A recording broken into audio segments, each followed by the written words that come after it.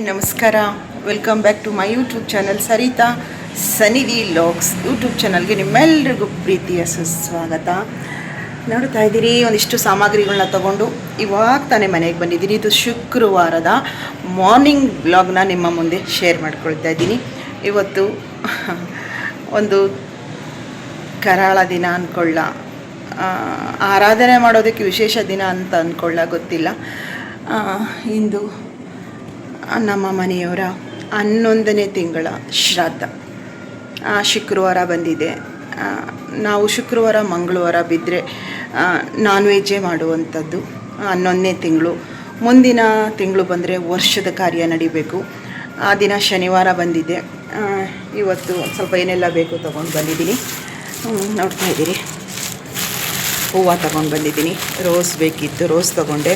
ಹೂವು ಅಂತೂ ಸಿಕ್ಕಾಬಟ್ಟೆ ರೇಟ್ ಆಗಿಬಿಟ್ಟಿದೆ. ಹೇಗೆ ರೇಟ್ ಆಗಿದೆ ಅಂದರೆ, ಸಾವಂತಿಗೆ ಹೂವು 20 ರೂಪಾಯಿ 30 ರೂಪಾಯಿ ಇದ್ದಂಥದ್ದು ಹಬ್ಬ ಹರಿದಿನ ಏನೂ ಇಲ್ಲ, 60 ರೂಪಾಯಿ ಮಾರು ಸಾವಂತಿಗೆ ಹೂವು. ಇನ್ನು ತುಳಸಿ ಅಂತೂ ನಾನು ಶ್ರಾದ್ದದ ಕಾರ್ಯಕ್ರಮಕ್ಕೆ ತುಳಸಿ ಇಲ್ಲದೇ ಪೂಜೆ ಮಾಡೋ ಹಾಗೆ ಇಲ್ಲ, ನಾನು ಮಾಡೋದು ಇಲ್ಲ. ತುಳಸಿ ತೊಗೊಂಡೆ. ತುಳಸಿ ಸಹ 60 ರೂಪಾಯಿ ಮಾರು, ತುಳಸಿನೂ 60 ರೂಪಾಯಿ ಮಾರಿದೆ. ಇನ್ನು ಒಂದು ಹಾರ ಕೂಡ ತಗೊಂಡಿದ್ದೀನಿ. ಹಾರ ಕೂಡ ಇದೆ, ಇಲ್ಲಿ ಸುಗಂಧರಾಜ ಹಾರ ಇದೆ, ಇದನ್ನು ತೊಗೊಂಡ್ಬಂದಿದ್ದೀನಿ. ಸ್ವಲ್ಪ ಸಾಮಗ್ರಿಗಳು ಏನೆಲ್ಲ ಬೇಕು ತೊಗೊಂಡು ಬಂದಿದ್ದೀನಿ. ಹೂನಾರ ಒಂದು ತಗೊಂಡೆ, ಸುಗಂಧರಾಜ ಹೂನಾರ, ಸುಗಂಧರಾಜ ಹೂನಾರ ದೊಡ್ಡದೇ ಇದೆ. ಯಾಕೋ ಚೆನ್ನಾಗಿ ಅನ್ನಿಸ್ತು ನನಗೆ. ಈ ಹೂವು ಹಾರ ಮಾಡಿರೋದು ಒಂಥರ ಚೆಂದ ಕಾಣಿಸ್ತು, ತಗೊಂಡೆ. ಇನ್ನು ರೋಸ್ ಅಂತೂ ಮಧ್ಯ ಒಂದೊಂದು ಮುಗಿಸೋದಕ್ಕೆ ಚೆನ್ನಾಗಿರುತ್ತೆ, ಅದಕ್ಕೆ ರೋಸ್ ತಗೊಂಡೆ. ಹೇಳಿದೆ ನಾನ್ ವೆಜ್ಜು ಇವತ್ತು ಅಂತ ಹೇಳಿ. ಆ ಸೀಸನ್ ಇನ್ನೇನೋ ಅವರೆಕಾಯಿ ಸೀಸನ್ ಮುಗಿಯೋಕ್ಕೆ ಬಂದಿದೆ. ಆದ್ದರಿಂದ ನಮ್ಮನೆಯವ್ರಿಗೆ ಕೈಮಾ ಅಂದರೆ ತುಂಬ ಇಷ್ಟ. ಕೈಮಾ ಉಂಡೆ ಬರುತ್ತೆ ನೋಡಿ, ಮಟನ್ ಕೈಮಾ ನಮ್ಮನೆಯವ್ರಿಗೆ ತುಂಬ ಇಷ್ಟ. 11ನೇ ತಿಂಗಳು, ಇನ್ನು ಮುಂದಿನ ತಿಂಗಳು ಬಂದರೆ ವರ್ಷದ ಕಾರ್ಯ. ಅದಕ್ಕೋಸ್ಕರ ಅವ್ರಿಗೆ ಇಷ್ಟವಾದದ್ದನ್ನೇ ನಾನು ಮಾಡಬೇಕು ಅನ್ನೋದು ನನ್ನ ಯೋಚನೆ ಯಾವಾಗಲೂ ಇರುತ್ತೆ. ಅದಕ್ಕೋಸ್ಕರ ಚಿತ್ಕವರೆ ಹಾಕಿ, ಅವರೇ ನೀವೇನಂತೀರ ಗೊತ್ತಿಲ್ಲ, ನಾವು ಚಿತ್ಕವರೆ ಅಂತ ಹೇಳ್ತೀವಿ. ಅದನ್ನು ಅದ್ರ ಜೊತೆಗೆ ಕೈಮಾ ಸಾಂಬಾರು ಮಾಡಬೇಕು ಅಂತ ಹೇಳಿ, ಜೊತೆಗೆ ಕೈಮಾ ಸಾಂಬಾರಿಗೆ ಪೂರಿ ಮಾಡಬೇಕು ಅಂತ, ಪೂರಿ ನಮ್ಮ ಮನೆಯವ್ರು ಇಷ್ಟಪಡ್ತಿದ್ರು. ಪೂರಿ ಚಿತ್ಕವರೆ ಕೈಮಾ ಸಾಂಬಾರು ಮಾಡೋಣ ಅಂತ ಹೇಳಿ ಎಲ್ಲ ಪ್ರಿಪೇರ್ ಮಾಡ್ಕೊಂಡು ಎಲ್ಲ ತೊಗೊಬಂದಿದ್ದೀನಿ. ಜೊತೆಗೆ ಚಿಕನ್ನು ಸಹ ತೊಗೊಂಬಂದಿದ್ದೀನಿ, ಅದು ಫ್ರೈ ಮಾಡೋಣ ಅಂತ ಹೇಳಿ. ಕಾಯಿಗಳು ಅಂತೂ ಕಾಯಿನೂ ಖಾಲಿಯಾಗಿತ್ತು ಮನೆಯಲ್ಲಿ. ಕಾಯಿ ರೈಟು ಸ್ವಲ್ಪ ಪರವಾಗಿಲ್ಲ ಅಂತ ಕೂಡ ಅನ್ನಿಸ್ತು. 40 ರೂಪಾಯಿ ಒಂದು ಕಾಯಿ ನೋಡಿ, ಈ ಸೈಜ್ ಕಾಯಿ 40 ರೂಪಾಯಿ. 4 ಕಾಯಿ ಅಷ್ಟು, 5 ಕಾಯಿಗೆ 200 ರೂಪಾಯಿ ಕೊಟ್ಟು ತೊಗೊಬಂದಿದ್ದು. ಹಾಲು ಬೇಕಿತ್ತು. ಇನ್ನು ಸ್ವೀಟ್ಗೆ ನಾನು ಸಿಹಿ ಏನಾದರೂ ಮಾಡಬೇಕಲ್ಲ, ಮಿಕ್ಸ್ ಪಾಯಸದ ಪ್ಯಾಕೆಟ್ ತೊಗೊಂಬಂದಿದ್ದೀನಿ. ನಾವೇನೇ ನಾನ್ ವೆಜ್ ರೆಸಿಪಿ ಮಾಡಿದ್ರೂ ಸಹ ಇಂಥ ಕಾರ್ಯಕ್ರಮಕ್ಕೆ ಒಂದು ಸಿಹಿ ಇರಬೇಕು. ಹಾಲು ಪಾಯಸ ಮಾಡೋಣ ಅಂತ ಹೇಳಿ ಅದರಲ್ಲೂ ಮಿಕ್ಸ್ ಬಂದಿದೆ, ನಂದಿನಿ ಅವ್ರದ್ದೇ ಮಿಕ್ಸು. ಇದಕ್ಕೆ ಹಾಲು ಕೂಡ ಹಾಕೋ ಹೋಗಿಲ್ಲ, ನೀರು, ಬಿಸಿ ನೀರು ಮಾತ್ರ ಹಾಕ್ಬೇಕು. ಇದಕ್ಕೆ ನಮಗೆ ಟೇಸ್ಟಿಗೆ ಬೇಕು ಅಂದರೆ ಸ್ವಲ್ಪ ಕಾಯ್ದಿರುವಂಥ ಹಾಲನ್ನು ಹಾಕ್ಕೋಬೋದು, ಆದರೆ ನೀರನ್ನೇ ಬಳಸಬೇಕು. ಇಲ್ಲಿ ಮೆನ್ಷನ್ ಮಾಡಿಬಿಟ್ಟಿದ್ದಾರೆ. ಆದಷ್ಟು ನೋಡಿ, ಇಲ್ಲಿ ಬಿಸಿ ನೀರು ಮಾತ್ರ ಸೇರಿಸಿ, ಹಾಲಿನ ಅವಶ್ಯಕತೆ ಇಲ್ಲ ಅಂತ ಹೇಳಿ. ಇದಕ್ಕೆ ನಮ್ಗೆ ಹೆಚ್ಚಿಗೆ ಬೇಕು ಅಂದರೆ ದ್ರಾಕ್ಷಿ ಗೋಡಂಬಿ ತುಪ್ಪದಲ್ಲಿ ಫ್ರೈ ಮಾಡಿ ಹುರಿದು ಹಾಕೋಬಹುದು. ಅದಕ್ಕೆ 2 ಪ್ಯಾಕೆಟ್ ತೊಗೊಂಬಂದಿದ್ದೀನಿ. ಬೇಕು, ಮಕ್ಕಳೆಲ್ಲರೂ ಸಿಹಿನ ಇಷ್ಟಪಡ್ತಾರೆ ಅಂತ ಹೇಳಿ 2 ಪ್ಯಾಕೆಟು ಶಾವಿಗೆ ಪ್ಯಾಕೆಟನ್ನ ತೊಗೊಂಬಂದಿದ್ದೀನಿ. ಇಷ್ಟು ಸಾಮಗ್ರಿ ಆಗಿದೆ. ಸ್ವಲ್ಪ ಬೇಕಿತ್ತು ಐಟಮ್ಸ್ಗಳು, ಅದು ಕೂಡ ಇದರಲ್ಲಿದೆ. ಅಂದರೆ ಬ್ಯಾಡಗಿ ಮೆಣಸಿನ್ಕಾಯಿ ಬೇಕಿತ್ತು, ಉರ್ಗಡ್ಲೆ, ಮೊಟ್ಟೆ, ಇವೆಲ್ಲ ಈ ಬಾಕ್ಸಲ್ಲಿ ಇದೆ. ಇನ್ನು ಬಾಳೆಹಣ್ಣು ಸಹ, ಬಾಳೆಹಣ್ಣು ರೇಟು ಸಹ ಜಾಸ್ತಿ ಆಗಿದೆ. 100 ರೂಪಾಯಿ ಕೆ ಜಿ ಬಾಳೆಹಣ್ಣು. 60 ರೂಪಾಯಿ 80 ರೂಪಾಯಿ ಇತ್ತು, 100 ರೂಪಾಯಿ ಆಗಿದೆ ಕೆ ಜಿ. ಅದಕ್ಕೆ ತೊಗೊಂಬಂದಿದ್ದೀನಿ. ಒಂದು 2 ಐಟಮ್ಸ್ನ ಮರ್ತ್ಕೊಂಡ್ಬಂದಿದ್ದೀನಿ. ನಾನು ಹೋಗಿದ್ದು ಆಲ್ರೆಡಿ ಬೆಳಗ್ಗೆ 7:15ಗೆ ನಾನು ಮಾರ್ಕೆಟ್ಗೆ ಹೋಗಿದ್ದು. 9 ಗಂಟೆ ಆಯಿತು ಬರೋದಕ್ಕೆ. ಎಲ್ಲ ಒಂದೊಂದು ತೊಗೊಂಡು ಮಟನ್ ಅಂಗಡಿಗೆ ಹೋದ್ವಿ, ಮಟನ್ ಸ್ಟಾಲ್ಗೆ ಹೋದೆ. ಅಲ್ಲಿ ಕೈಮಾ ಹೊಡಿಬೇಕಲ್ವ, ಕೈಮಾ ಹೊಡೆಯೋದು ಸ್ವಲ್ಪ ಲೇಟ್ ಆಯಿತು. ಚಿಕನ್ ಬೇರೆ ಕಡೆ, ಮಟನ್ ಬೇರೆ ಕಡೆ. ಕೆಲವು ಹೂವುಗಳೆಲ್ಲ ಫಸ್ಟೇ ತೊಗೊಂಬಂದೆ. ಫಸ್ಟು ಹೋದ ತಕ್ಷಣ ಹೂವನೇ ತೊಗೊಂಡಿದ್ದು. ಇನ್ನು ಸ್ವಲ್ಪ ಸಣ್ಣ ಪುಟ್ಟ ಐಟಮ್ಸ್ಗಳು ಏನು ಬೇಕು, ಖಾಲಿಯಾಗಿರೋದೇನು ನೋಡ್ಕೊಂಡು ಹೋಗ್ತೀನಲ್ವ, ಅವನ್ನೆಲ್ಲ ತೊಗೊಂಡು ಬರೋದಕ್ಕೆ ಇಷ್ಟೊತ್ತಾಯಿತು. ಅಮ್ಮಗೂ ನನ್ನ ಚಿಕ್ಕ ಮಗ ಕಾಲೇಜಿಗೆ ರೆಡಿ ಆಗ್ತಿದ್ದೇನೆ, ಅವನು ತಿಂಡಿ ಕೊಟ್ಟು ಸ್ನಾನ ಮುಗಿಸ್ಕೊಂಡು ಬಂದು ಅಷ್ಟೊತ್ತಲ್ಲಿ ಕಮಲಮ್ಮ ಬರ್ತಾರೆ, ಎಲ್ಲ ಕ್ಲೀನ್ ಮಾಡಿಕೊಡ್ತಾರೆ. ನಾನು ಅಷ್ಟರಲ್ಲಿ ಸ್ನಾನ ಮಾಡ್ಕೊಬಂದು ಮನೆ ದೇವ್ರಿಗೆ ಒಂದು ಪೂಜೆ ಸಲ್ಲಿಸಿ ಅಡುಗೆ ಶುರು ಮಾಡ್ಕೊಳ್ತೀನಿ. ನನ್ನ ತಮ್ಮನ ಹೆಂಡ್ತಿ ಕೂಡ ಬರ್ತಾ ಇದ್ದಾಳೆ, ಅಮ್ಮ ಕೂಡ ಬರ್ತಾರೆ. ಫಸ್ಟು ತಮ್ಮನ ಹೆಂಡ್ತಿನ ಕಳಿಸ್ಕೊಡ್ತಾ ಇದ್ದಾರೆ. ಅವಳು ತಮ್ಮನ ಹೆಂಡ್ತಿ ಬಂದರೆ ಆಲ್ಮೋಸ್ಟ್ ಒಂದು ಸ್ವಲ್ಪ ಹೆಲ್ಪನ್ನು ಮಾಡ್ತಾಳೆ ಅಡುಗೆ ವಿಷಯದಲ್ಲಿ. ಆದರೆ ಕೈಮಾ ಸಾಂಬಾರು ಹೇಗೆ ಅಂತ ಹೇಳಿ ಶೇರ್ ಮಾಡ್ಕೊಳ್ಳೋಣ. ನನಗಾಗಿಲ್ಲ ಅಂದರೆ ಪೂಜೆನ ಅಟ್ಲೀಸ್ಟ್ ಈ ಲಾಗಲ್ಲಿ ಶೇರ್ ಮಾಡ್ಕೊಳ್ತೀನಿ, ಆಯಿತಾ? ಬನ್ನಿ ಕೆಲಸ ಮುಗಿಸ್ಕೊತೀನಿ. ಮಾರ್ನಿಂಗ್ ಬ್ಲಾಗ್ ಆಗಿರೋದ್ರಿಂದ ಬೆಳಗ್ಗೆನೇ ಕೆಲಸಗಳು ತುಂಬ ಇರುತ್ತೆ. ಎಲ್ಲನೂ ಮುಗಿಸ್ಕೊಂಡು ಸ್ನಾನ ಮುಗಿಸ್ಕೊಂಡು ಬರ್ತೀನಿ, ಆಯಿತಾ? ನೋಡಿ, ನಮ್ಮ ಕೆಲಸದಮ್ಮ ಇನ್ನೂ ಸಹ ಬಂದಿಲ್ಲ. ಆಲ್ರೆಡಿ ಟೈಮ್ ತೋರಿಸ್ತೀನಿ ನಿಮಗೆ. ಎಷ್ಟು ಟೈಮ್ ಉಲ್ಟಾ ಕಾಣಿಸುತ್ತೆ, 10:15 ಆದರೂ ಬಂದಿಲ್ಲ. ಪ್ರಿಯಾ ಊರಿಂದ ಬಂದಿರೋದು. ಆಲ್ರೆಡಿ ದೇವ್ರ ಮನೆಯೆಲ್ಲ ರೆಡಿ ಆಗ್ತಾಯಿದೆ, ತೋರಿಸ್ತೀನಿ ರೀ.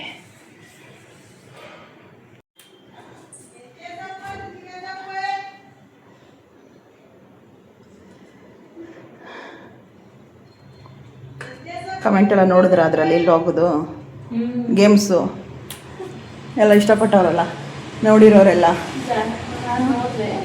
ಜಾಕಿದಂತೂ ನೋಡಿ ನೋಡಿ ನಕ್ಕಿರ್ತಾರೆ. ಅವನು ಜಾಕಿ ಅವನು ನೋಡಿ ಅವ್ನು ನೋಡ್ಕೊಂಡು ವಾಂತಿ ಬರೋ ಥರ ನಕ್ಕವನಂತ.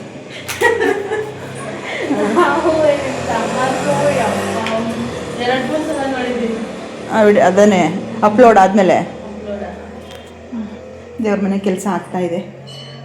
ಸರಳವಾಗಿ ಸಿಂಪಲ್ಲಾಗಿ ದೇವ್ರ ಮನೆ ಪೂಜೆ ಕೂಡ ಆಗ್ತಾಯಿದೆ. ನಾನು ಊಟದಲ್ಲೇ ಮರ್ತು ಬಂದುಬಿಟ್ಟಿದ್ದೀನಿ, ಹೋಗಿ ತೊಗೊಂಬರೋಣ. ದೀಪ ಏನು ಮನೆ ಹೊಸದ ಮೇಲೆ ಹಚ್ಚಬೇಕು, ರೆಡಿ ಮಾಡ್ಕೊಂಡಿರೋದು ಅಷ್ಟೇ. ಈಗ ಬಂದ್ಬಿಟ್ಟಾರಮ್ಮ, ನಾನು ಹೋಗಿ ಬಂದ್ಬಿಡ್ತೀನಿ. ನಾನು ಊಟದಲ್ಲೇ ದೀಪದ ಎಣ್ಣೆ ಖಾಲಿ ಆಗೈತೆ, ತೊಗೊಂಬರ್ತೀನಿ. ನೋಡಿ, ನಮ್ಮ ಮನೆಯವರು ಎಷ್ಟು ಸರಿ ಆದರೂ ಸಹ ಒಂದು ಐಟಮ್ಸ್ಗಳು ತರಬೇಕು, ಮನೆಗೆ ಒಂದು ಪ್ರಾವಿಸನ್ ತರಬೇಕು ಅಂದರೂ ಸಹ ಬೇಜಾರು ಮಾಡ್ದಂಗೆ ಓಡಾಡ್ತಿದ್ರು. ಹಬ್ಬ ಹರಿದಿನ ಅಂದರೆ ಪೂರ್ತಿ ಅವ್ರದ್ದೇ. ಬರಬೇಕಾದ್ರೆ ಒಂದಿಷ್ಟು ಏನೋ ಐಟಮ್ಸ್ಗಳು ತಂದಿರೋರು, ಬಂದ ಮೇಲೆ ನನಗೆ ಇದಿಲ್ಲ ಅದಿಲ್ಲ ಅಂದರೂ ಸಹ ಒಂದು ಕ್ಷಣನೂ ಕೂಡ ಬೇಜಾರು ಮಾಡ್ಕೊಳ್ದಾನೆ ತುಂಬ ಓಡಾಡ್ತಿದ್ರು. ನನಗೆ ಹೆಂಗೆ ಅನುಭವ ಆಗ್ತಾಯಿದೆ ಅಂದರೆ ಇವಾಗ ಹೇಗೆ ಹೋಗ್ತಾಯಿದ್ರಿ, ಅದು ಹೆಂಗಪ್ಪ ತರ್ತಾಯಿದ್ರಿ ಅನ್ನಿಸ್ತಾ ಇದೆ ನನಗಿವಾಗ. ಕೆಲವು ಬಾರಿ ನನ್ನ ಮಕ್ಕಳಿಬ್ಬರು ಕೂಡ ಈ ಅಂಗಡಿಗಳಿಗೆ ಹೋಗಿ ಒಂದಿಷ್ಟು ಸಾಮಗ್ರಿಗಳು ತರಬೇಕು ಅನ್ನೋದು ಇಬ್ಬರಲ್ಲೂ ಇಲ್ಲ.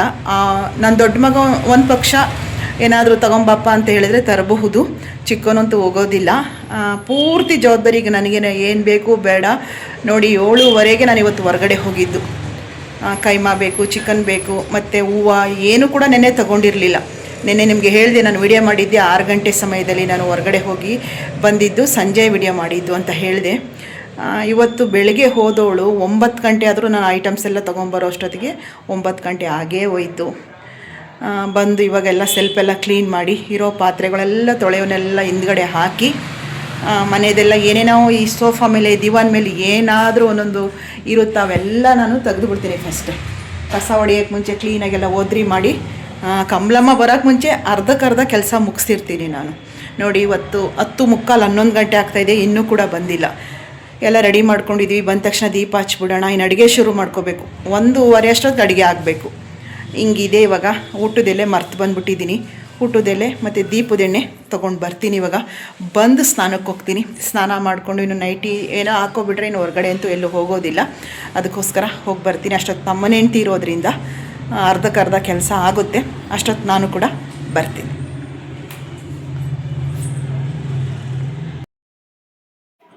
ನೋಡ್ತಾ ಇದ್ದೀರಿ, ಕ್ಲಿಪ್ಪಿಂಗ್ಸ್ಗಳನ್ನ ತುಂಬ ತೊಗೊಳೋದಕ್ಕಾಗಿಲ್ಲ. ಕೈಮಾ ಸಾಂಬಾರು, ಮಟನ್ ಕೈಮಾ ಆಲ್ರೆಡಿ ಎಲ್ಲ ರೆಡಿ ಆಗಿದೆ. ಪ್ರಿಯಾ ಇರೋದ್ರಿಂದ ಆದಷ್ಟು ಒಂದು ಅರ್ಧ ಕೆಲಸ ಎಲ್ಲ ಆಕೆನೇ ಮಾಡ್ಕೊಳ್ತಾ ಇರೋದ್ರಿಂದ ಕೈಮಾ ಉಂಡೆ ಎಲ್ಲ ರೆಡಿ ಆಗಿ, ಒಂದು ಕಡೆ ಮಸಾಲ ಕೂಡ ಬೇಯಲಿಕ್ಕೆ ಇಟ್ಟಿರುವಂಥದ್ದು. ಇದು ಬೇಳೆ ಸಾಂಬಾರು, ಚಿತ್ಕೌರೆ ಕೈಮಾ ಸಾಂಬಾರು ನೋಡಿ ಆಲ್ರೆಡಿ ಆಗಿದೆ. ಈಗ ಈ ಸಾಂಬಾರು ಮಳ್ಳು ಬಂದಮೇಲೆ ಕೈಮಾ ಉಂಡೆ ಹಾಕಿ ಸಾಂಬಾರು ರೆಡಿ ಆಗುತ್ತೆ. ನನಗೆ ಯಾವುದೇ ರೆಸಿಪಿಗಳನ್ನ ಇಲ್ಲಿ ಸೇರಿಸಿ ವಿಡಿಯೋ ಮಾಡೋದಕ್ಕಾಗಲಿಲ್ಲ. ನಿಮಗೆ ಗೊತ್ತು, ಬ್ಯುಸಿ ಇವತ್ತು, ತುಂಬ ಕೆಲಸ ಅದು ಇದು ಇರುತ್ತೆ ಅಂತ ವಿಡಿಯೋನ ತಗೊಳ್ಳೋದಕ್ಕಾಗಲಿಲ್ಲ. ಆದಷ್ಟು ಸಣ್ಣ ಸಣ್ಣ ಕ್ಲಿಪ್ಪಿಂಗ್ಸ್ ಆದರೂ ಕೂಡ ಸೇರಿಸಿದ್ದೀನಿ, ನೀವು ಗಮನಿಸ್ತಾ ಇದ್ದೀರಿ. ತುಂಬ ಟೇಸ್ಟ್ ಆಗಿತ್ತು ಚಿತ್ತಗೌರೆ ಕೈಮಾ ಸಾಂಬಾರು, ಅದರಲ್ಲೂ ಮಟನ್ ಕೈಮಾ ತುಂಬ ಚೆನ್ನಾಗಿರುತ್ತೆ. ಕೈಮಾ ಚಿತ್ಕೌರೆ ಒಂದಿಗೆ ಅದಕ್ಕೆ ಪೂರಿ ಮಾಡಿದ್ದೆ. ಈ ಸಾಂಬಾರಿಗೆ ಪೂರಿ, ವೈಟ್ ರೈಸು ಮತ್ತು ಹಾಲು ಪಾಯಸ, ಚಿಕನ್ ಫ್ರೈ ಕೂಡ ರೆಡಿ ಆಗ್ತಾಯಿದೆ ಪಕ್ಕದಲ್ಲಿ. ನೋಡಿ, ಇದು ಚಿಕನ್ ಫ್ರೈ ಮಾಡಲಿಕ್ಕೋಸ್ಕರ ರೆಡಿ ಮಾಡ್ತಾಯಿದ್ದೀನಿ. ಇವತ್ತಿನ ರೆಸಿಪಿ ವಿಡಿಯೋ ಇಷ್ಟು ಮಾತ್ರ ಸಾಧ್ಯ ಆಯಿತು. ಇನ್ನು ಮುಂದೆ ಪೂರ್ತಿ ವಿಡಿಯೋ ನೋಡಿ. ಎಲ್ಲ ಆಯಿತು, ಮನಸ್ಸು ಭಾರ ಅನ್ನಿಸ್ತು. ಮಕ್ಕಳಿಗೆಲ್ಲ ಊಟ ಅಂದರೆ ನನ್ನ ಇಬ್ಬರು ಮಕ್ಕಳು ಸಹ, ಅದರಲ್ಲಿ ಗಂಡು ಮಕ್ಕಳು ಅವರ ಶ್ರಾದ್ದ ಕಾರ್ಯಕ್ರಮದಲ್ಲಿ ಬಹಳ ಮುಖ್ಯ ಪಾತ್ರ ವಹಿಸಬೇಕು. ಧೂಪ ದೀಪ ಎಲ್ಲ ಆಯಿತು. ಊಟನೂ ಕೂಡ ಎಲ್ಲರಿಗೂ ಕೊಟ್ಟು ಅವ್ರ ಮುಂದೆ ಒಂದು 10 ನಿಮಿಷ ಕೂತ್ಕೊಂಡು ಮನಸ್ಸಿನಲ್ಲಿ ಏನೋ ಒಂದು ಮಾತನ್ನು ಕೇಳ್ತಾ ಇದ್ದೆ. ಇವತ್ತು ನೀವು ಇಲ್ಲಿದ್ದೀರಾ, ಬಂದಿದ್ದೀರಾ ಅನ್ನೋದಕ್ಕೆ ಒಂದು ಸೂಚನೆ ಕೊಡಿ ಅಂತ ನೋಡಿದ್ರಿ. ಬಲಭಾಗದಿಂದ ಹೂವು ಪ್ರಸಾದ ಕೂಡ ಕೊಟ್ಟರು. ಇದೇ ಅನುಬಂಧ ಅಂತ ಹೇಳ್ತೀನಿ. ನೋಡಿದ್ರಲ್ಲ, ಇವತ್ತಿನ ದಿನಚರಿ ನೋಡಿದ್ರಿ. ಈಗ ಮುಂಚೆ ಒಂದು ಕ್ಲಿಪ್ಪಿಂಗ್ನ ಬೆಳಗ್ಗೆಲ್ಲ ಆಯಿತು. ದೀಪ ಧೂಪ ಎಲ್ಲ ಆಯಿತು. ಎಲ್ರಿಗೂ ಊಟ ಕೂಡ ಕೊಟ್ಟಾಯಿತು. ವಿಡಿಯೋ ಮಾಡಬೇಕು ಅಂತ ಕೂತ್ಕೊಂಡೆ. ಮನಸ್ಸು ತುಂಬ ಭಾರ ಅನ್ನಿಸ್ತು. ನಾನು ಅವರನ್ನು ಒಂದು ಮಾತು ಕೇಳಿದೆ, ನೀವು ಇವತ್ತು ನಮ್ಮ ಜೊತೆಗಿದ್ದೀರಿ, ಇಲ್ಲಿ ಬಂದಿದ್ದೀರಿ ಅನ್ನೋದಾದರೆ ಯಾವ ರೀತಿ ನನಗೆ ಒಂದು ಸೂಚನೆ ಕೊಡ್ತೀರಾ ಅಂತ ಮನಸ್ಸಿನಲ್ಲಿ ಕೇಳ್ಕೊಳ್ತಾ ಅವರನ್ನೇ ನೋಡ್ತಾ ಹಿಂಗೆ ಕೂತಿದ್ದೆ. ಬಲಭಾಗದಿಂದ ಒಂದು ರೋಸ್ ಬೀಳ್ತು. ವಿಡಿಯೋದಲ್ಲಿ ಕ್ಯಾಪ್ಚರ್ ಆಗಿದೆ, ನೋಡಿ ನಾನು ಹಾಕ್ತೀನಿ. ಏನು ಅನ್ನಿಸ್ತೆ ಅಂತ ಹೇಳಿ. ಯಾವ ಹೆಣ್ಮಕ್ಳಿಗೂ ಈ ಪರಿಸ್ಥಿತಿ ಬೇಡ ಅಂತ ಬಯಸ್ತೀನಿ. ವಿಧಿ ಲಿಖಿತಕ್ಕೆ ನಾವೆಲ್ಲರೂ ತಲೆ ಬಾಗಲೇಬೇಕು. ಇಲ್ಲಿ ಯಾರು ಶಾಶ್ವತವಾಗಿ ಇರೋದಕ್ಕೆ ಖಂಡಿತ ಬಂದಿಲ್ಲ. ಎಲ್ಲರೂ ಹೋಗುವಂಥವ್ರೆ. ಆದರೆ ಸಡನ್ನಾಗಿ ಈ ಒಂದು ಅಗಲಿಕೆ ನೋವಿದೆಯಲ್ಲ, ನಿಜ ಯಾರಿಗೂ ಕೂಡ ತಡೆಯೋದಕ್ಕಾಗೋದಿಲ್ಲ. ಅದರಲ್ಲೂ ನಾನು ಒಂಥರ ಚಿತ್ತರ ಪ್ರೀತಿಸ್ತಾ ಇದ್ದೆ. ಅವರು ನನ್ನನ್ನು ನನ್ನ ಮಕ್ಕಳನ್ನ ತುಂಬ ಪ್ರೀತಿಸ್ತಿದ್ರು. ತುಂಬ ಕನಸುಗಳನ್ನ ಇಟ್ಕೊಂಡು ಮೈಸೂರಿಂದ ಈ ಊರಿಗೆ ಬರ್ತೀವಿ. ಬಂದು 3 ತಿಂಗಳು ಸಹ ನಾವು ಜೊತೆಗಿರೋಕ್ಕಾಗಲಿಲ್ವಲ್ಲ. ಏನಿದು ಇಷ್ಟೊಂದು ಒಂಥರ ಘೋರ ಅನ್ನಿಸ್ತು. ಇವತ್ತಿಗೆ 11 ತಿಂಗಳು ಕಂಪ್ಲೀಟ್ ಆಯಿತು. ಅಂದರೆ ಅವರ ಒಂದು ತಿಥಿ ನಕ್ಷತ್ರದ ಪ್ರಕಾರ ಅವರ ಪ್ರಾಣ ಪಕ್ಷಿ ಹಾರಿದಂತಹ ಆ ಸಮಯ ಇದೆಯಲ್ಲ, ಅದು ಬಂದು ನಮಗೆ ಗುರ್ತಾಗಿ ಕೊಟ್ಟಿರುವಂಥ ಒಂದು ಡೇಟ್ ಪ್ರಕಾರ ಇವತ್ತಿಗೆ 11ನೇ ತಿಂಗಳು. ಮುಂದಿನ ತಿಂಗಳಂತೂ ಕರಳು ಚುರುಕನ್ನುವಂಥ ದಿನ ಬಂದಿದೆ. ನಿಜವಾಗ್ಲೂ ಒಂಥರ ಹೇಳ್ಕೊಳ್ಳೋದಕ್ಕಾಗಲ್ಲ. ಮುಂದಿನ ದಿನ ಹೇಳ್ಕೊಳ್ತೀನಿ ಯಾವ ದಿನ ಬಂದಿದೆ, ಏನಿದು ಕಾಕತಾಳೀಯನ, ಆಕಸ್ಮಿಕನ, ಭಗವಂತನ ಇಚ್ಛೆ ಏನಿದೆ ಅಂತ ಹೇಳಿ ಮುಂದಿನ ದಿನದಲ್ಲಿ, ಮುಂದಿನ ತಿಂಗಳು ಖಂಡಿತ ನಿಮ್ಮ ಮುಂದೆ ಶೇರ್ ಮಾಡ್ಕೊಳ್ತೀನಿ. ಇವತ್ತು ಶುಕ್ರವಾರ ಆಗಿತ್ತು. ನಾನ್ ವೆಜ್ಜು ತಿನ್ನೋದು ನಮ್ಮ ಮನೆಯವರು. ಮುಂಚೆನೇ ತೋರಿಸ್ದೆ ಏನೆಲ್ಲ ಅಡುಗೆ ಮಾಡಿದೆ ಅಂತ ಹೇಳಿ ನಿಮಗೆ ತೋರಿಸಿದ್ದೀನಿ. ಮನಸ್ಸ ತೃಪ್ತಿ, ನಮ್ಮ ತೃಪ್ತಿಗೋಸ್ಕರ ನಾವು ಇದನ್ನೆಲ್ಲ ಮಾಡ್ತೀವಿ.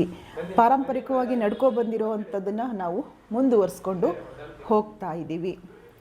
11 ತಿಂಗಳು ನಿಜವಾಗ್ಲೂ ನಾನು ನಿಮ್ಮ ಹತ್ರ ಹೇಳ್ಕೊಳ್ಳೋದು, ನಿಜವಾಗ್ಲೂ 1 ವರ್ಷ ಆಗ್ತಾ ಇದೆಯಾ ಅಂತ ಅನ್ನಿಸ್ತಾ ಇದೆ. ಯಾಕೆ ಅಂದರೆ ನನಗೆ ಇವಾಗ ಮಾತಾಡಿರುವಂಥ ನೆನಪು, ಈಗ ನನ್ನ ಜೊತೆ ಇದ್ದರು ಅನ್ನುವಂಥ ನೆನಪು ನಿಜವಾಗ್ಲೂ 1 ವರ್ಷ ಆಯ್ತಾ ಅಂತ ನನಗೆ ಒಂದೊಂದು ಟೈಮು ಎಷ್ಟು ಒಂಥರ ಶಾಕ್ ಆದಂಗೆ ಆಗುತ್ತೆ ನನಗೆ. ಅವರ ಮಾತುಗಳಾದರೂ ಸಹ, ಅವರ ಒಂದು ನೆನಪಿದೆಯಲ್ಲ, ನಿಜವಾಗ್ಲೂ ನನಗೆ 1 ವರ್ಷ ಆಗಿದೆ ಅಂತ ನನಗೆ ಊಹೆ ಮಾಡ್ಕೊಳ್ಳೋಕ್ಕೂ ಕೂಡ ಆಗ್ತಿಲ್ಲ. ಅದನ್ನು ಒಂದು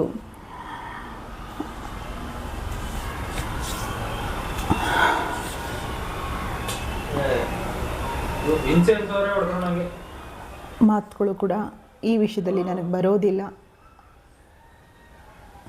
ಕೆಲವು ಬಾರಿ ತುಂಬ ಸ್ಟ್ರಾಂಗು ಅಂತ ಅಂದ್ಕೊಳ್ತೀನಿ, ಅಷ್ಟೇ ನಾನು ವೀಕ್ ಆಗಿಬಿಡ್ತೀನಿ. ಮಾನಸಿಕವಾಗಿ ತುಂಬ ಕುಗ್ಗೋಗ್ಬಿಡ್ತೀನಿ. ನಾನು ತುಂಬ ಆಸೆ ಆಕಾಂಕ್ಷೆಗಳೊಂದಿಗೆ ನಮ್ಮೊಟ್ಟಿಗೆ ಇದ್ದಂಥವರು. ಯಾಕೆ ಎಲ್ರಿಗೂ ಇಷ್ಟ ಆಗ್ತಿದ್ರು ಅಂದರೆ ಅವರ ಒಂದು ಮನಸ್ಸು ತುಂಬ ಒಂಥರ ಮಗುವಿನಂಥ ಮನಸ್ಸು.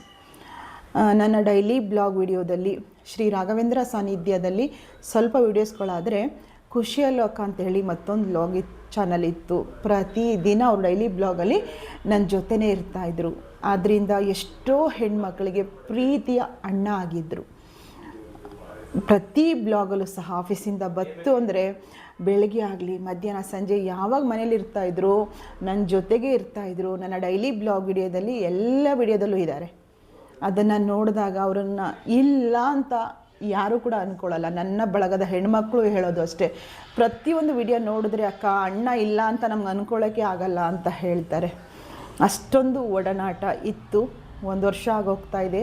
ಅವ್ರು ನಮ್ಮೊಟ್ಟಿಗಿಲ್ಲ, ದೈಹಿಕವಾಗಿ ನಮ್ಮ ಜೊತೆ ಇಲ್ಲ, ದೈಹಿಕವಾಗಿ ಅವ್ರ ಜೊತೆ ನಾನು ಮಾತಾಡೋಕ್ಕಾಗ್ತಿಲ್ಲ, ಕೂತ್ಕೊಂಡು ಊಟ ಮಾಡೋಕ್ಕಾಗ್ತಿಲ್ಲ. ಅವ್ರ ಜೊತೆ ಕೆಲವು ವಿಷಯಗಳು ತುಂಬ ನಡೆದೋಗಿದೆ ಈ ವರ್ಷದೊಳಗಡೆ. ಅದನ್ನೆಲ್ಲ ಹೇಳ್ಕೋಬೇಕು ಅನಿಸುತ್ತೆ, ಕೂತು ಮಾತಾಡಬೇಕು ಅನಿಸುತ್ತೆ. ಅದು ಸಾಧ್ಯ ಈ ಜನ್ಮಕ್ಕೆ ಇಲ್ಲ ಅಂತ ಕೂಡ ಒಂದೊಂದು ಸಲ ಅಂದ್ಕೊಳ್ತೀನಿ. ನಾನು ತುಂಬ ವಿಷಯಗಳಿದೆ, ತುಂಬ ಪಾಠ ಕಲ್ತಿದ್ದೀನಿ, ಸಂಬಂಧಿಕರಿಂದ ತುಂಬ ಪಾಠ ಕಲ್ತಿದ್ದೀನಿ. ಇಲ್ಲಿ ಯಾರು ಕೂಡ ಆಗೋದಿಲ್ಲ, ಎಲ್ಲ ಸ್ವಾರ್ಥಿಗಳ ಥರ ಇದ್ದಾರೆ. ಒಂದಿಷ್ಟು ಸ್ನೇಹಿತರು ನನ್ನನ್ನು ಕೈ ಹಿಡಿದವರು ಇದ್ದಾರೆ, ಅದನ್ನು ಹೇಳ್ಕೊಳ್ತೀನಿ. ಕೆಲಸ ಕೈಗೂಡಬೇಕು ಅಂತ ಹೇಳ್ಕೊಳ್ತೀನಿ. ಆದರೆ ಇವರೊಬ್ಬರು ನನ್ನ ಜೊತೆ ಇದ್ದಿದ್ದರೆ ಈ ಸಂದರ್ಭಕ್ಕೆ ಸ್ವರ್ಗಕ್ಕೆ ಹತ್ತುವಂಗೆ ಇತ್ತು ನನ್ನ ಕುಟುಂಬ. ಏನು ಮಾಡ್ತೀರಾ, ನಾವು ಪಡ್ಕೊಬಂದಿರುವಂಥದ್ದು ಋಣ, ನಾನು ಪಡ್ಕೊಬಂದಿರುವಂಥ ಭಾಗ್ಯ ಇಷ್ಟಾಗಿತ್ತಾ ಅಂತ ನನಗೆ ಅನಿಸ್ತಾ ಇದೆ. ಮುಂಚೆ ನಾನು ವಿಡಿಯೋ ಮಾಡೋಕ್ಕೆ ಮುಂಚೆ ಅಂದ್ಕೊಂಡಿಲ್ಲ ಧೈರ್ಯವಾಗಿರಬೇಕು. ಅವ್ರ ಫೋಟೋ ಮುಂದೆ ಕೂತ್ಬಿಟ್ರಂತೂ ನನಗೆ ಗೊತ್ತಿಲ್ಲ, ನನ್ನ ಮನಸ್ಸಲ್ಲಿ ಏನಾಗುತ್ತೆ ನನಗೆ ಗೊತ್ತಿಲ್ಲ. ಆ ಕರುಳು ಚುರುಕು ಅನ್ನುವಂತಾಗಲಿ, ಹೃದಯದ ತುಂಬ ಒಂಥರ ಭಾರ ಅನಿಸುತ್ತೆ, ನೋವು ಅಂತ ಕೂಡ ಅನಿಸುತ್ತೆ. ಇದನ್ನು ನಿಮ್ಮ ಮುಂದೆ ಹೇಳ್ಕೊಳ್ಳೋದಿತ್ತು. ಇವತ್ತಿನ ಡೈಲಿ ಬ್ಲಾಗ್ ವಿಡಿಯೋದಲ್ಲಿ ನಿಮ್ಮ ಮುಂದೆ ಶೇರ್ ಮಾಡಿಕೊಳ್ಳುವಂಥದ್ದು ಇತ್ತು. ವಿಡಿಯೋ ತುಂಬ ಚಿಕ್ಕದಾಗಿ ಹಾಕ್ತಾಯಿದ್ದೀನಿ. ಈ ವಿಡಿಯೋ ಇಷ್ಟ ಆಯಿತಾ ಇಲ್ವಾ ಅಂತ ನಾನು ಹೇಳೋದಕ್ಕೆ ಗೊತ್ತಿಲ್ಲ. ನೀವೇನು ಕಮೆಂಟ್ ಮಾಡ್ತೀರಾ ಮಾಡಿ. ಒಂದಂತೂ ನಿಮಗೆ ನಾನು ಹೇಳುವಂಥದ್ದು, ಎಲ್ಲರೂ ಖುಷಿಯಾಗಿರಿ. ಮನುಷ್ಯರ ಜೀವನ ತುಂಬ ಶಾರ್ಟ್ ಲೈಫ್, ತುಂಬ ಚಿಕ್ಕ ಲೈಫು. ಆ ಮಧ್ಯ ನಗುತ್ತಾ ಖುಷಿಯಿಂದ ಸ್ವಾರ್ಥ ಅನ್ನೋದನ್ನು ಬಿಟ್ಟು ಎಲ್ಲರೂ ನಮ್ಮವರು, ನಾವು ತಿನ್ನೋ ಇಷ್ಟನ್ನು ಮತ್ತೊಬ್ರಿಗೆ ಹಂಚಿ ತಿನ್ನುವಂಥ ಸ್ವಭಾವನ ಬೆಳೆಸ್ಕೊಳ್ಳಿ. ಖಂಡಿತ ಭಗವಂತ ನಮ್ಮನ್ನೆಲ್ಲ ಕರ್ಕೊಂಡೋಗ್ತಾರೆ. ನಾನಾಗಲಿ ನನ್ನ ಗಂಡ ಆಗಲಿ ತುಂಬ ಅನ್ಯೋನ್ಯವಾಗಿದ್ದಂಥವರು. 25 ವರ್ಷ ತುಂಬಿದ ಒಂದು ಸಂಸಾರದಲ್ಲಿ ತುಂಬ ಸಂತೋಷದಿಂದ ಟೈಮ್ನ ಕಳೆದಿದ್ದೀವಿ. ದಾಂಪತ್ಯದಲ್ಲಿ ಸರಸ ಹೇಗಿರುತ್ತೋ ವಿರಸನೂ ಕೂಡ ಇರುತ್ತೆ. ಅದು ತುಂಬ ಕಡಿಮೆ ನನ್ನ ಬದುಕಿನಲ್ಲಿ ಇರೋದನ್ನು ಹೇಳ್ಕೊಳ್ತಾರೆ, ತುಂಬ ಕಡಿಮೆ. ಸುಮ್ಮನೆ ಸಣ್ಣ ಪುಟ್ಟ ಕೋಪ ಮಾಡಿಕೊಂಡ್ರು ಇನ್ನೆರಡೇ ನಿಮಿಷಕ್ಕೆ ನಾವು ಸರಿ ಆಗ್ತಾಯಿದ್ವಿ. ನನಗಿಂತ ನನ್ನ ಯಜಮಾನರು 2 ನಿಮಿಷಕ್ಕೆ ನನ್ನನ್ನು ಮಾತಾಡಿಸ್ಬೇಕು, ನಗಿಸ್ಬೇಕು, ಈ ಥರ ಸ್ವಭಾವ ಇದ್ದಂಥವರು. ಅಂಥವ್ರನ್ನ ಇಷ್ಟು ಬೇಗ ನಿಜವಾಗ್ಲೂ ಸ್ವಂತ ಊರಿಗೆ ಬಂದು ಕಳ್ಕೊತೀನಿ ಅಂತ ಅಂದ್ಕೊಂಡಿರಲಿಲ್ಲ. 20 ವರ್ಷ ಬೆಂಗಳೂರು, 4 ವರ್ಷ ಮೈಸೂರು, ಹುಣಸೂರಿಗೆ ಬಂದು 1 ವರ್ಷ ಅವ್ರನ್ನ ಕಳ್ಕೊಂಡು, 1 ವರ್ಷದ ಮೇಲೆ 3 ತಿಂಗಳು ಅವ್ರನ್ನ ಕಳ್ಕೊಂಡು, 3 ತಿಂಗಳು ಕಳ್ಕೊಂಡು, ಈ ಒಂದು ನಕ್ಷತ್ರ ತಿಥಿಗೆ 11ನೇ ತಿಂಗಳು. ವಿಧಿ ನೋಡಿ, ಎಲ್ಲೆಲ್ಲೋ ಇದ್ದವ್ರನ್ನ ತಂದು ತಮ್ಮ ಹೆಂಡತಿ ಮಕ್ಕಳನ್ನ ತಮ್ಮ ಸ್ವಂತ ಊರಿಗೆ ಬಿಟ್ಟು ಅವರು ನಾವು ಕಾಣದ ಊರಿಗೆ, ಅವರ ಸ್ವಂತ ಊರಿಗೆ, ಅಲ್ಲಿದೆ ನಮ್ಮ ಮನೆ, ಇಲ್ಲಿ ಬಂದೆ ಸುಮ್ಮನೆ ಅನ್ನುವಂತಹ ನಾನು ನುಡಿನ ನಿಜ ಅಂದ್ಕೊಳ್ತೀನಿ. ಸ್ವಂತ ಮನೆಗೆ ನಮ್ಮನ್ನು ಇಲ್ಲೇ ಬಿಟ್ಟು ಅವರು ಹೊರಟೋದ್ರು. ಇಲ್ಲೂ ಒಂದು ಹೇಳ್ಕೊತೀನಿ ಅಂದರೆ, ನಾವು ಹುಣಸೂರಿಗೆ ಬಂದಿದ್ದು ಉದ್ದೇಶ ಮನೆ ಕಟ್ಟಬೇಕು, ಸ್ವಂತ ಮನೇಲಿ ಇರಬೇಕು ಅಂತ ಬಂದಿದ್ದು. ಅವ್ರ ಸ್ವಂತ ಮನೆಗೆ ಅವರು ಹೊರಟುಬಿಟ್ರು. ಇಲ್ಲಿ ಮಕ್ಕಳು ನೀನು ಒಂದಿಷ್ಟು ಕೆಲಸ ನಿಭಾಯಿಸಿ ಅಂತ ಹೇಳಿ ಅವ್ರ ಸ್ವಂತ ಮನೆಗೆ ಹೊರಟರು. ಈ ಕ್ಷಣಗಳನ್ನ ಎಂದು ಮರೆಯೋದಕ್ಕಾಗಲ್ಲ. ಭಗವಂತ ಏನೋ ಒಂದು ಶಕ್ತಿ ಕೊಡ್ತಾರೆ. ಇದ್ದಾರೆ ನೋಡಿದ್ರಲ್ಲ, ಈಗ ಅವ್ರ ಹತ್ರ ನಾನು ಒಂದೇ ಪ್ರಶ್ನೆ ಹಾಕಿ ಕೂತ್ಕೊಂಡೆ. ಇಲ್ಲಿ ಇವತ್ತು ಬಂದಿದ್ದೀರಿ, ಸಂತೋಷದಿಂದ ನಮ್ಗೆ ಅರಸಿದ್ದೀರಿ ಅನ್ನೋದಾದರೆ ಒಂದು ಸೂಚನೆ ನಿಮ್ಮ ಕಡೆಯಿಂದ ಕೇಳಿದ್ದನ್ನು ಅವರು ಬಲಭಾಗದಿಂದ ಹೂವನ್ನು ಮನಸ್ಸಿನಲ್ಲಿ ಕೇಳ್ತಾ ಕೂತ್ಕೊಂಡೆ. ಬಲಭಾಗದಿಂದ ಹೂವು ಬೀಳ್ತು. ವಿಡಿಯೋದಲ್ಲಿ ರೆಕಾರ್ಡ್ ಆಗಿದೆ, ಅದನ್ನು ಕೂಡ ನೋಡಿದ್ದೀರಿ. ಈಗ ಇದೇ ಬದುಕು, ಈ ನಂಬಿಕೆನೇ ಬದುಕು, ಅವ್ರ ಹೆಸರಿನಲ್ಲೇ ಬದುಕು ಎಲ್ಲ ಕೂಡ ಅಂತ ಅಂದ್ಕೊಳ್ತೀನಿ. ಇವತ್ತಿನ ಈ ನಿಮ್ಮ ಡೈಲಿ ಬ್ಲಾಗ್ ಇಷ್ಟಪಡೋ ಅಂಥವ್ರಿಗೆ ಏನು ಅನ್ನಿಸ್ತು ಅನ್ನೋದನ್ನು ಕಮೆಂಟ್ ಮೂಲಕ ತಿಳಿಸಿ. ಇಷ್ಟ ಆಗಿದೆ ಅನ್ನೋದಾದರೆ ಹೆಚ್ಚು ಲೈಕ್ಗಳು ಬರಲಿ. ನಾನು ಕೇಳಬಾರ್ದು ಲೈಕ್ಗಳನ್ನ, ಆದರೂ ಯೂಟ್ಯೂಬಲ್ಲಿ ಇವೆಲ್ಲ ಸಾಮಾನ್ಯವಾಗಿ ಸಬ್ಸ್ಕ್ರೈಬ್ ಮಾಡಿ, ಲೈಕ್ ಮಾಡಿ, ಶೇರ್ ಮಾಡಿ ಅನ್ನೋದು ಒಂದು ಸಹಜ ನಾನು ನೋಡಿ ಅಲ್ವಾ. ಅದರ ಪ್ರಕಾರ ನಿಮ್ಮ ಮುಂದೆ ಕೇಳ್ತಾ ಇದ್ದೀನಿ. ನೆಕ್ಸ್ಟ್ ವಿಡಿಯೋದಲ್ಲಿ ಸಿಗ್ತೀನಿ. ಅಲ್ಲಿವರೆಗೂ ನಿಮ್ಮೆಲ್ರಿಗೂ ಪ್ರೀತಿಯ ನಮಸ್ಕಾರ ನಿಮ್ಮ ಸನ್ನಿಧಿ ಕಡೆಯಿಂದ ಅಂತ ಹೇಳ್ತಾ ಎಲ್ರಿಗೂ ಒಳ್ಳೆಯದಾಗಲಿ.